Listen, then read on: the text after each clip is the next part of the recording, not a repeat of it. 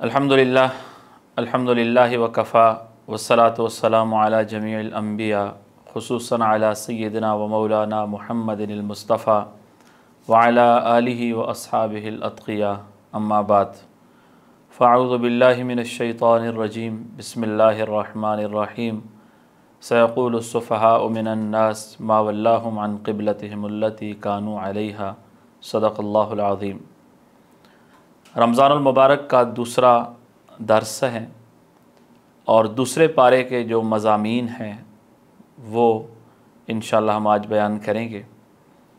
सूरह बकरा चल रही है और इसकी आयत नंबर 142 से दूसरा पारा शुरू हो जाता है।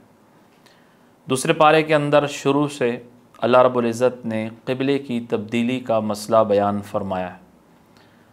रसूलुल्लाह सल्लल्लाहु अलैहि वसल्लम जब आप मक्का मुकर्रमा में थे तो आप बैतुल्लाह शरीफ की तरफ रुख करके नमाज अदा फरमाते थे।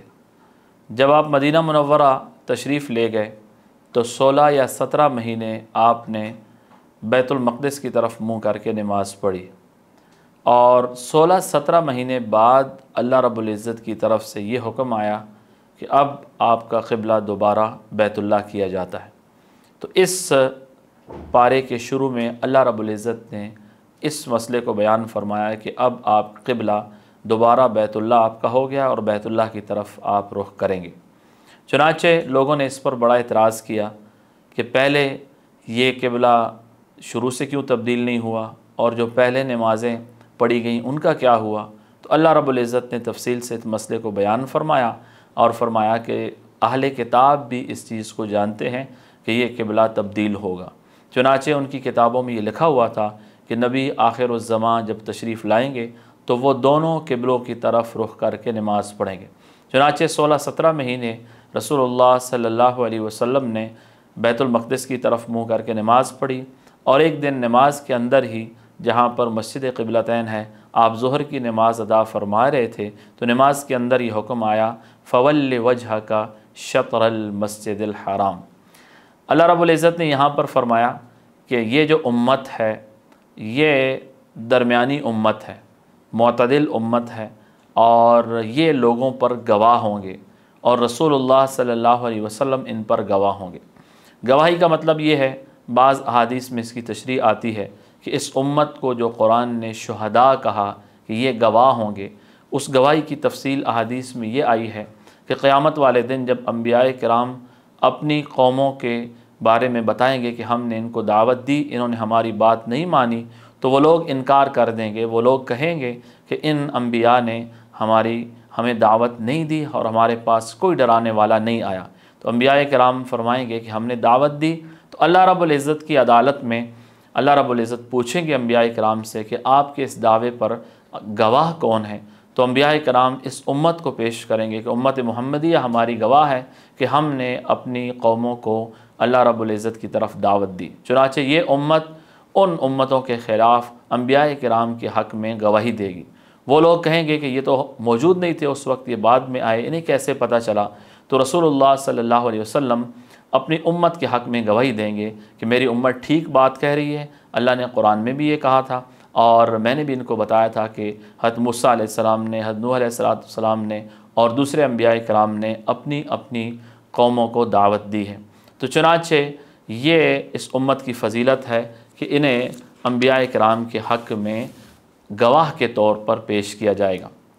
कुरान ने यहाँ पर एक सफ़ा 1.5 के अंदर ये क़िबला का जो तब्दीली का हुक्म है वो बयान किया और इस उम्मत की फ़जीलत को बयान किया और फिर ये कहा कि उम्मत इतनी अफजल है कि अल्लाह ने इनमें एक रसूल भी भेजा है जिस रसूल के 4 काम जो कल के दर्स में गुज़रे थे पहले सिपारे के अंदर, वो यहाँ अल्लाह रब्बुल इज़्ज़त ने ज़िक्र किए दोबारा उनको कि रसूल के 4 काम हैं तिलावत करना, तज़किया करना और किताब की तालीम देना और सुन्नत की तालीम देना।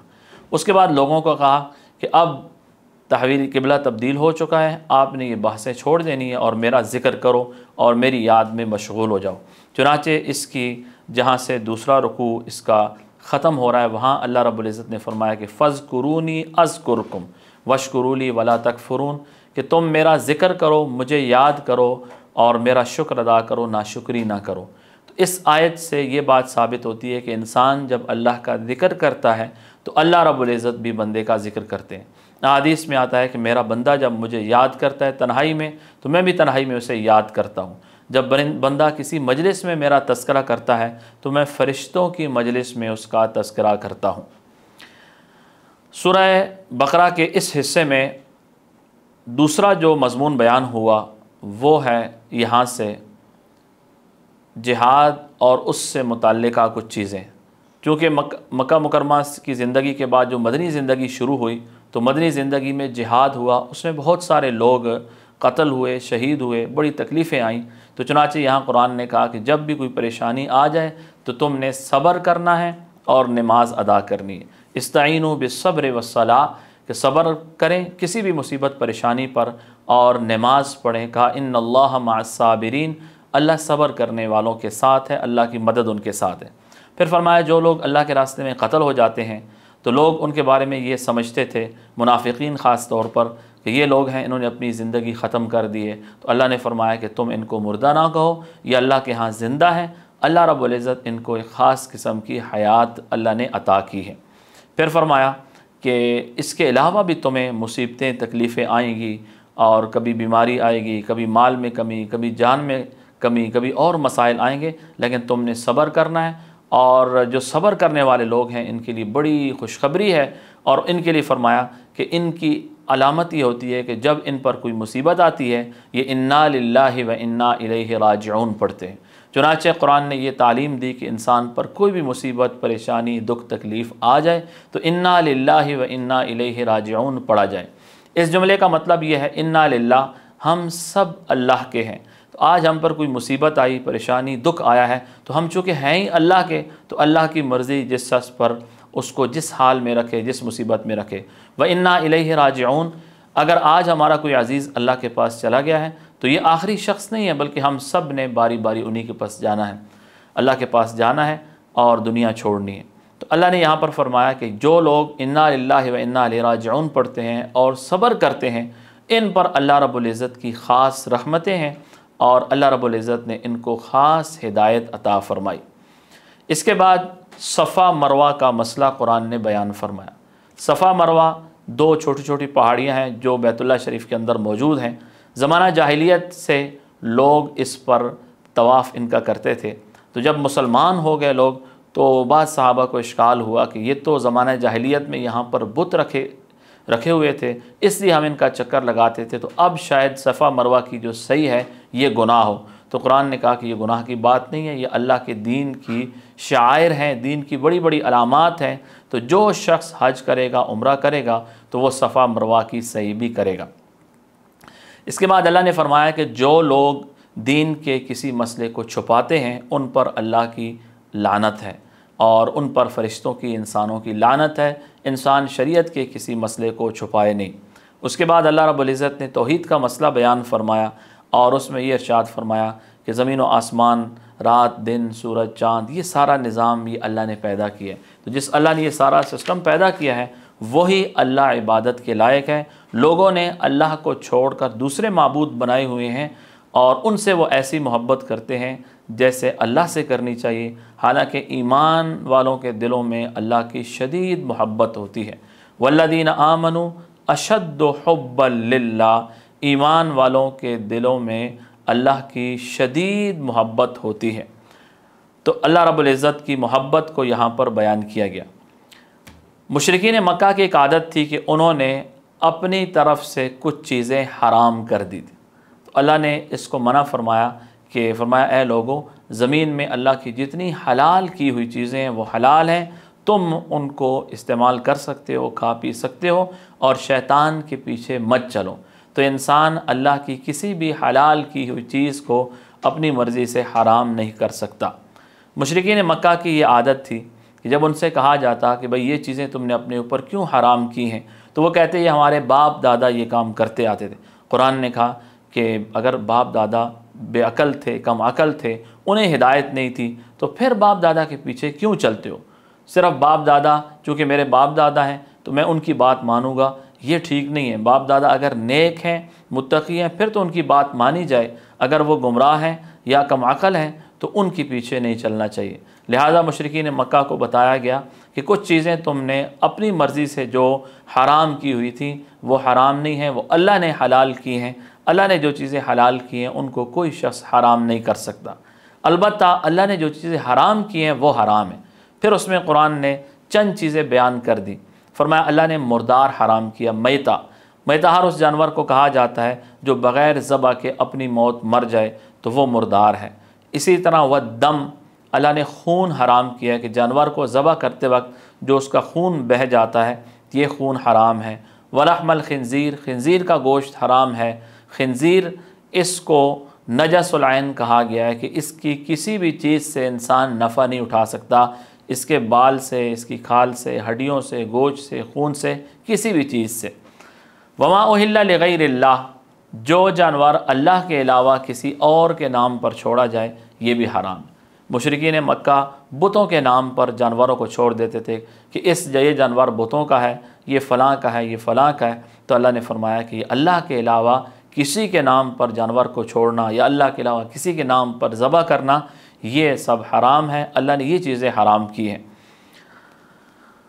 उसके बाद जब पहला पाव ख़त्म हुआ तो दूसरे पाव से अल्लाह रब्बुल इज़्ज़त ने जो ये आयत नंबर 177 है, ये बड़ी जामे आयत है। इसके अंदर अल्लाह रब्बुल इज़्ज़त ने कुछ नेकी के अबवाब और नेकी के मसाइल बयान किए और बड़ी जामे तरीन आयतों में से एक है।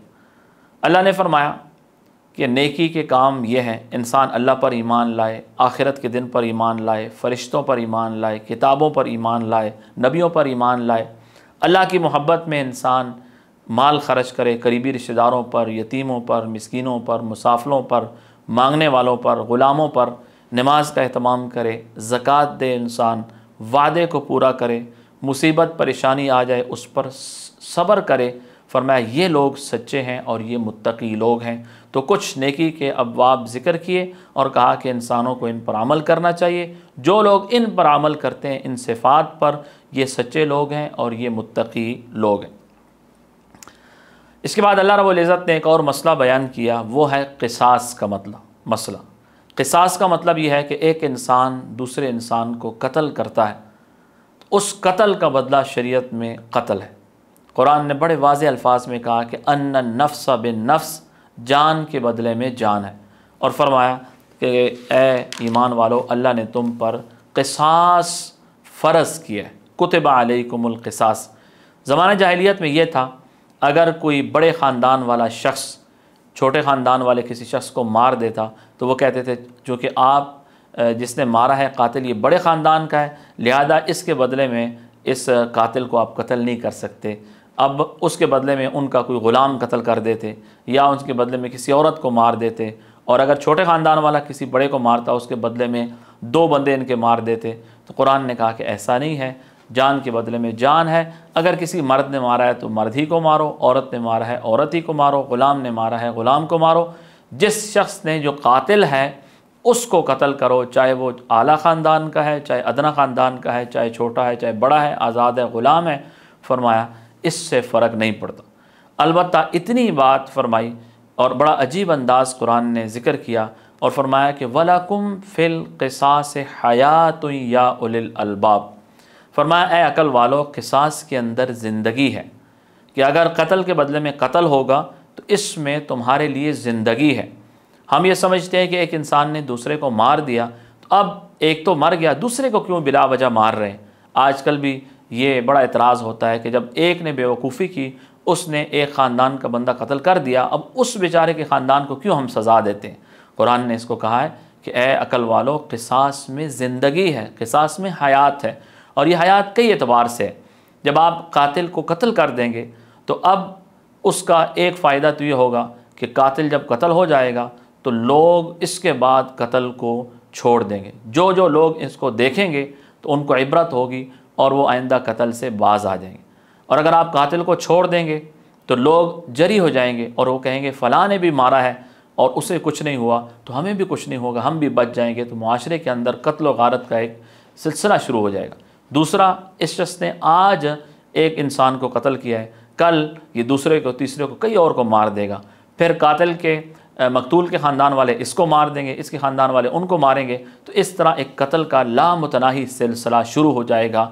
इन तमाम कत्लों से बचने के लिए कुरान ने एक लफ्ज़ कहा, वलकुम फ़िल क़िसास हयातुन या उलिल अलबाब, अकल वालों क़िसास के अंदर ज़िंदगी है। जब कातिल है उसको आप कत्ल करोगे तो माशरे के अंदर अमन व अमान वो बरकरार रहेगा। अगर कातिल को सज़ा न दी तो इसके बाद फिर माशरे के अंदर अमन व अमान कायम नहीं रह सकता। इसके बाद अल्लाह रब्बुल इज़्ज़त ने रोज़ों का मसला बयान फरमाया और फरमाया, या अय्युहल्लज़ीना आमनू कुतिबा अलैकुमुस्सियाम, ईमान वालों तुम पर रोज़े फ़र्ज़ किए गए। और फरमाया कि ये तुम पर नहीं है, पहले लोगों पर भी इसी तरह फ़र्ज़ किए गए थे। रोज़ों का मकसद है लअल्लकुम तत्तक़ून, तुम मुत्तक़ी परहेज़गार बन जाओ। फरमाया चंद गिनती के चंद दिन हैं, और अगर कोई इंसान रोज़ा नहीं रख सकता तो वो फिर बीमार है तो वो फ़िदिया दे दे। रोज़े का फ़िदिया है 2.25 किलो गंदम या 3.5 किलो जौ, खजूर या किशमिश या उसकी कीमत। ये उस बीमार के लिए है जो रोज़े की ताकत नहीं रखता और आइंदा भी उसको रोज़ा रखने की ताकत नहीं है। अलबत्ता ऐसा शख्स जो बीमार है और आइंदा ठीक होने का उसे यकीन है या उम्मीद है या मुसाफिर है तो ये शख्स बाद में कज़ा करेंगे। उसके बाद रमज़ान की फ़जीलत बयान की कि रमज़ान का महीना ऐसा है जिसके अंदर अल्लाह रब्बुल इज़्ज़त ने कुरान को उतारा है, लिहाजा रमज़ान के अंदर इंसान को रोज़ा भी रखना चाहिए। उसके बाद दुआ का मसला बयान किया। सहाबा किराम ने दुआ के बारे में रसूलुल्लाह सल्लल्लाहु अलैहि वसल्लम से पूछा तो फरमाया कि जब आपसे मेरे बंदे मेरे बारे में पूछें तो उन्हें बता दें कि इन्नी करीब उजीब दावत दाई इदा दान, मेरे बंदे जब भी मुझे पुकारें मैं उनकी पुकार को कबूल करता हूँ। फल यस्तजीबू ली, लिहाजा वो मुझे पुकारें, मुझ पर ईमान लाएँ। तो इस आयत से ये मसला साबित होता है कि इंसान को अल्लाह रब्बुल इज़्ज़त को पुकारना चाहिए, दुआ मांगनी चाहिए। और ये जो हमारा नज़रिया है बाज़ इंसानों का कि अल्लाह रब्बुल इज़्ज़त हमारी दुआ नहीं सुनते, कुरान के ये ख़िलाफ़ है। कुरान कहता है उजीब दावत दाई इदा दान, मेरा बंदा जब भी मुझे पुकारता है मैं उसकी पुकार को कबूल करता हूँ। लिहाजा ये कहना कि अल्लाह हमारी दुआएं कबूल नहीं करते, ये अल्लाह रब्बुल इज़्ज़त के साथ बदगुमानी है और ये ठीक नहीं है। हमें यकीन होना चाहिए कि अल्लाह रब्बुल इज़्ज़त हमारी दुआएं कबूल करते हैं। शुरू में रमज़ानुल मुबारक में इंसान का रोज़ा रात से शुरू हो जाता था। इंसान रात को इफ्तारी करके नमाज इशा की पढ़ के सो गया, उसका अगले दिन का रोज़ा शुरू हो जाता था। बाद में अल्लाह रब्बुल इज़्ज़त ने आसानी फरमाया अब रमज़ान की रातों में आप खा पी सकते हैं और सुबह जब सहरी का वक्त हो जाए उस वक्त से रोज़े के अहकामात शुरू हो जाते हैं।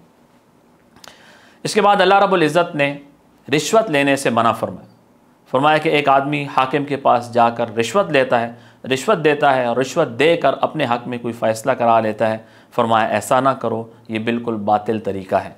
सहाबा किराम ने एक सवाल किया कि या रसूलल्लाह ये जो चाँद छोटा बड़ा होता है ये क्यों होता है? तो इस पर कुरान ने कहा कि इसका मकसद ये है कि इंसानों को औकात मालूम हो। अगर चाँद एक ही हालत में रहता है सूरज की तरह तो फिर हमें उसकी तारीख़ का इल्म ना होता। अब इससे तारीख़ का इल्म हमें हो जाता है और फरमाया कि इंसान को तारीख़ भी पता चल जाती है, हज के औकात और बहुत सारी चीज़ें ऐसी हैं जो चाँद की एतबार से हमें पता चल जाती है।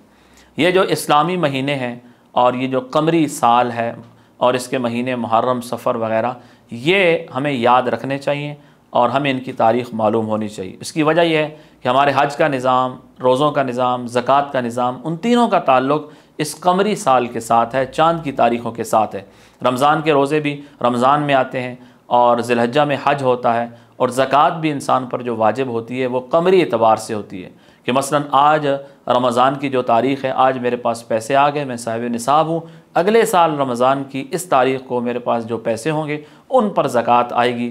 तो ज़कात के अंदर भी कमरी साल का एतबार होता है, इसलिए इस्लामी महीने उनकी तारीख़ों को हमें याद रखना चाहिए। इसके बाद अल्लाह रब्बुल इज़्ज़त ने हज का मसला बयान फरमाया और फरमाया कि हज और उम्रे को पूरा किया करो कि इंसान अगर हज ज़िंदगी में उस पर एक दफ़ा फ़र्ज़ है और उम्रा सुन्नत है, फ़र्ज़ नहीं है। हज एक दफ़ा कर लिया तो फ़र्ज़ अदा हो गया, अब दोबारा हज उस पर फ़र्ज़ नहीं है। उम्रा तो सुन्नत है, लेकिन अगर किसी इंसान पर हज फ़र्ज़ नहीं है या उम्रा का उसने एहराम बांध लिया, हज शुरू कर दिया है, तो शुरू करने से हज भी फ़र्ज़ हो जाता है और उम्रा भी फ़र्ज़ हो जाता है। लिहाजा अगर किसी शख्स ने उम्रे का एहराम बांधा उसके बाद वो उम्रा किए बग़ैर एहराम नहीं खोल सकता। अगर वो खोल देगा तो दोबारा उस पर उम्रा फ़र्ज़ हो जाएगा। इसी तरह हज भी फ़र्ज़ हो जाता है। ज़माना जाहिलियत में मुशरिकीन मक्का हज किया करते थे, लेकिन हज में उनकी तरतीब ये होती थी कि हज में हाजी 3 जगहों पर जाते हैं। सबसे पहले मिना में जाते हैं, मिना के बाद हाजी अरफात जाते हैं, अरफात के बाद मुज़दलिफ़ा आते हैं, मुज़दलिफ़ा से फिर वापस मिना आते हैं। मिना और मुज़दलिफ़ा ये हरम की हदूद के अंदर है, जबकि अरफात की हरम की हदूद से बाहर है। मुशरिकीन मक्का का ये नज़रिया था कि हम हरम के लोग हैं, अल्लाह के ख़ास बंदे हैं, तो हम हरम से बाहर नहीं जाएंगे। लिहाजा मुशरिकीन मक्का मिना से मुज़दलिफ़ा जाते थे, मुज़दलिफ़ा से वापस मिना आ जाते थे, अरफात नहीं जाते थे। तो कुरान ने इसको मना फरमाया कि अब तमाम लोग मिना से अरफात जाएंगे, अरफात से मुज़दलिफ़ा, मुज़दलिफ़ा से मिना जाएंगे। चुनाचे रसूलुल्लाह सल्लल्लाहु अलैहि वसल्लम ने जब हज अदा फरमाया तो आप भी मिना से तशरीफ़ ले गए, आप अरफात, अरफात से मुज़दलिफ़ा आए, मुज़दलिफ़ा से वापस मिना आए। मिना में मुशरिकीन मक्का बैठते थे और अपने बाप दादों का ज़िक्र करते थे।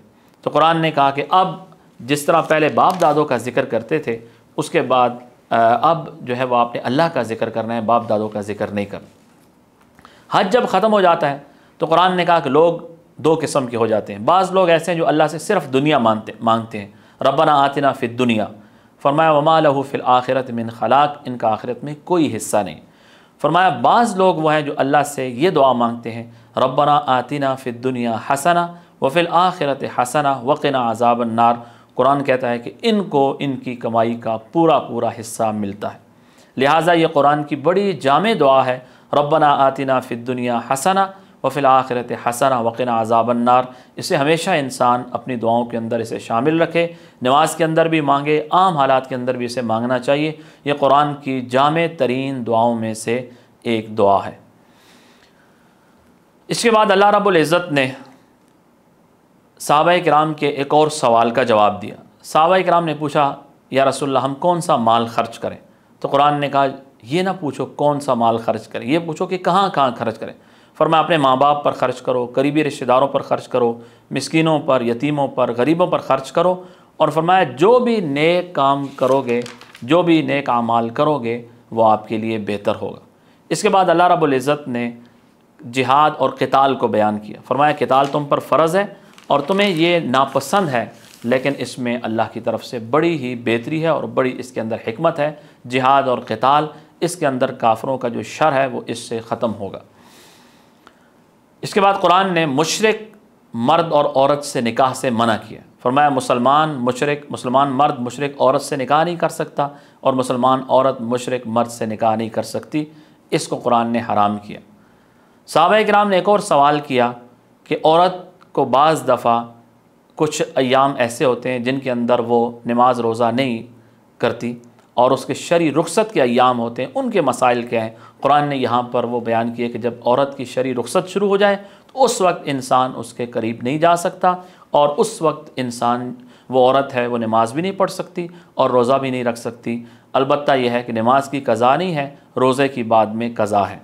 और ये मसला ख़ास तौर पर समझ लेना चाहिए कि जो रुखसत के अय्याम के रोज़े रह जाएँ वो बाद में क़ज़ा करने ज़रूरी होते हैं। और जिस औरत के ज़िम्मा क़ज़ा रोज़े बाकी हैं उसे चाहिए कि वो पहले क़ज़ा रोज़े पूरे करे फिर नफ़ल रोज़े रखे। हमारे यहाँ बाज़ दफ़ा ये हो जाता है कि नफ़ल रोज़े ज़्यादा रखे जाते हैं, अपने जो फ़र्ज़ रोज़े हैं वो रहते हैं, उनकी क़ज़ा नहीं की जाती। पहले फ़र्ज़ रोज़ों की क़ज़ा की जाए, उसके बाद नफली रोज़े शुरू किए जाएँ। कुरान ने कसम के बारे में मसला यहाँ पर बयान किया कि एक कसम वो होती है जो इंसान की ज़बान पर वैसे जारी हो जाती है, लग़्व कसम उसे कहते हैं, कि उसे कसम है उसकी ज़बान पे जारी हो जाता है, उसका इरादा नहीं होता कसम का। या वो माजी में किसी बात पर कसम उठाता है, अपने ख़्याल में वो इंसान सच्चा होता है। मसलन आपके ख़्याल है मैंने ये काम नहीं किया, आप कहते हो अल्लाह की कसम मैंने ये काम नहीं किया, हालांकि इंसान ने किया होता है। इन कस्मों को लग़्व कहा जाता है, इसमें कुछ मुआख़ज़ा नहीं होता। लेकिन जब इंसान मुस्तक़बिल में कोई कसम उठा ले, कहता है अल्लाह की कसम मैं ये काम नहीं करूँगा, फिर वो काम कर लेता है, या अल्लाह की कसम मैं ये काम करूँगा फिर नहीं करता इंसान, वो कसम तोड़ देता है, तो उसका कफ़ारा है। तो यहाँ पर कुरान ने इशारा कर दिया कि उस पर अल्लाह की पकड़ है। और दूसरी जगह कुरान ने तशरीह किया है कि उस पर इंसान को कफ़ारा देना चाहिए। वो कफ़ारा ये है, उसका 3 कफ़ारे हैं। एक ये है कि 10 मिस्कीनों को 2 टाइम का खाना खिला दे या एक कपड़े का जोड़ा दे दे, और अगर इतनी ताकत नहीं है तो फिर 3 दिन लगातार रोज़े रख लें। इसके बाद अल्लाह रब्बुल इज़्ज़त ने यहाँ पर तलाक़ का मसला बयान फरमाया। ज़माना जाहिलियत में ये होता था, तलाक़ के बारे में कोई इंसान अपनी बीवी को एक तलाक़ देता था, उसके बाद उससे रुजू कर लेता था, फिर दूसरी तलाक़, फिर रुजू, फिर तलाक़, फिर रुजू, बार बार ऐसा करता था। और उसका मकसद ये होता था कि न मैं इसको बीवी बना के रखूँगा और न मैं इसको छोड़ूंगा। कुरान ने इसको मना किया, फरमाया तलाक़ मर्रतान, तलाक़ 2 मरतबा तक है। 2 मरतबा के बाद इंसान अपनी बीवी से अगर तीसरी तलाक़ दे देगा तो उसका रुजू का इख्तियार ख़त्म हो जाए। एक तलाक़ दे दी इंसान ने, रुजू कर सकता है, 2 का ऑप्शन बाकी है। 2 दे दी, 1 का ऑप्शन बाकी है। तीसरी तलाक़ दे दी तो कुरान में यहाँ सूरत बकरा की इस आयत नंबर 230 के मुताबिक फ़इन तल्लक़हा फ़ला तहिल्लु लहू मिन बाद हत्ता तनकिहा ज़ौजन गैरा, किसी शख्स ने अपनी बीवी को तीसरी तलाक़ अगर दे दी है, ख्वा इकट्ठी दी हैं तीनों, ख्वा अलहदा दी हैं, किसी भी तरह दी हैं, कुरान के अल्फाज आम हैं, तीसरी तलाक़ के बाद औरत फिर दोबारा उस पहले खाविंद के लिए हलाल नहीं हो सकती यहाँ तक कि वो किसी और खाविंद से शरई निकाह करे। लिहाजा ये मसला बहुत वाज़ेह है। हमारे यहाँ इसमें बड़ी जहालत पाई जाती है। लोग गुस्से में आकर बीवियों को 1 तलाक़, 2, 3 इकट्ठी दे देते हैं। तलाक़ में शरीयत ने पाबंदी लगाई है, सिर्फ़ 1 तलाक़ दी जाए। 1 तलाक़ देने के बाद 2 का ऑप्शन इंसान के पास बाकी रहता है। जब भी उसे परेशानी हो जाए, कोई मसला हो जाए तो इद्दत के दौरान रुजू कर सकता है। इद्दत पूरी हो जाए तो फिर उसके बाद अगर वापस करना चाहे, बीवी को लेना चाहे, वापस आना चाहे उसके पास, तो निकाह किया जा सकता है। लेकिन 2 का ऑप्शन इसके पास बाकी होगा। हमारे यहाँ एक ही फ़ायर इकट्ठा किया जाता है, तीनों इकट्ठी देते हैं। उसके बाद ये कहते हैं लोग आकर कि हम बड़े परेशान थे, हम गुस्से में थे, हमें पता नहीं चला। तो ये मसला समझ लेना चाहिए। अहादीस कुरान से बहुत वाज़े तौर पर यह साबित है, जब आप 3 दे देते हैं उसके बाद आपके पास कोई ऑप्शन बाकी नहीं रह जाता। इसलिए शुरू से इंसान को सोच लेना चाहिए। उसके बाद कुरान ने रज़ाअत का मसला बयान किया कि कोई औरत जब बच्चे को दूध पिलाए तो 2 साल तक दूध पिलाना चाहिए और 2 साल से पहले पहले बच्चे का दूध छुड़ा लिया जाए। इद्दत वफ़ात को बयान किया है कि किसी औरत का जो शोहर है वो फौत हो जाए तो वो 4 महीने 10 दिन तक उसकी इद्दत गुजारे, और अगर उसके पेट में बच्चा है तो फिर जब बच्चा उसका पैदा होगा तो उसकी इद्दत ख़त्म हो जाएगी। आखिर में कुरान ने एक किस्सा बयान किया है तालूत और जालूत का। वो किस्सा ये था बनी इसराइल का कि कुछ लोग बनी इसराइल के वो जिहाद पर निकले और उनके जो पेशवा थे वो हज़रत तालूत थे। तो उनको वो एक लश्कर लेकर रवाना हुए तो वहाँ अल्लाह ने उनको आज़माया कि वो भूखे प्यासे थे। आगे एक नहर आई और उस नहर से अल्लाह ने कहा कि बस सिर्फ़ 1 चिल्लू पानी पीना है, ज़्यादा नहीं पीना। तो कुछ लोगों ने चिल्लू पानी पी लिया और उनकी अल्लाह ने प्यास बुझा दी। कुछ ने ज़्यादा पी लिया, उनके पेट भर गए और वो फुल हो गए, वो आगे ना जा सके। ये लोग आगे गए और इन्होंने जाकर 313 की तादाद में थे, अल्लाह ने इनको दुश्मनों पर फतह दी। ये किस्सा तफसील से बयान किया और इसमें किस्सा बयान करके इशारा इस बात की तरफ है कि अल्लाह के हुक्मों पर जो इंसान चलेगा अल्लाह उसे कामयाब करेंगे। लिहाजा जिन लोगों ने वहाँ वक्त के नबी की बात मानी अल्लाह ने उनको कामयाब किया। ये मुख्तसर से इसका ख़ुलासा था इन मज़ामीन का जो दूसरे पारे के अंदर बयान हुए। दुआएं अल्लाह रब्बुल इज़्ज़त हम सबको अमल की तौफ़ीक़ अता फ़रमाए। व आखिर दावाना अनिल हम्दुलिल्लाहि रब्बिल आलमीन।